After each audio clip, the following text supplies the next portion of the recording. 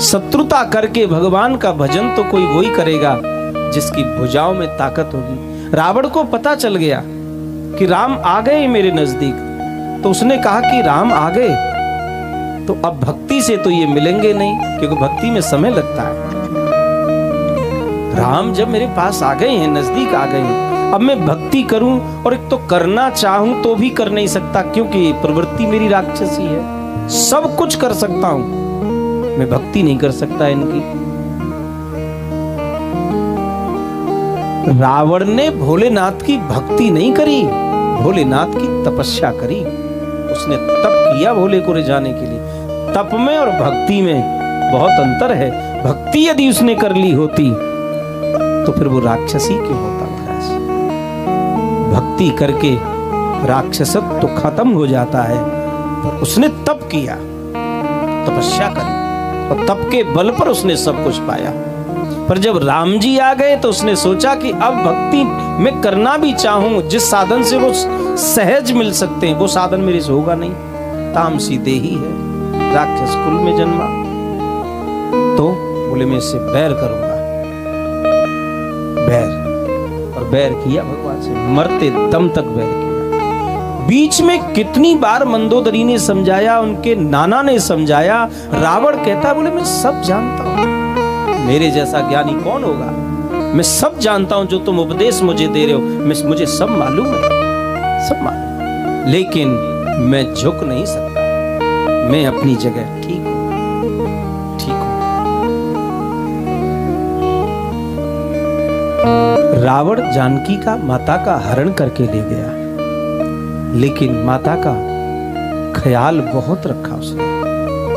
अशोक वाटिका में रखा, जहां किसी तरह का शोक न सताए सीता जी को। छूना तो बहुत बड़ी बात, माता जानकी की जब तक इजाजत न मिली तब तक उन्होंने उसको कुदृष्टि से देखा तक नहीं। यही कहता रहा कि तुम यदि चाहो तो लंका का राज्य तुम्हारा हो सकता है।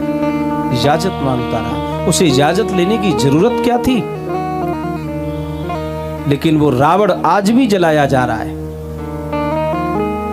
रावण आज भी हर उस दशहरा पर जलाया जाता है। जलते हुए रावण ने उस पार्क में उस भीड़ को जो खड़ी हुई है, उस भीड़ से पूछा, रे भैया इतना तो बता दो, तुम में से राम कौन है?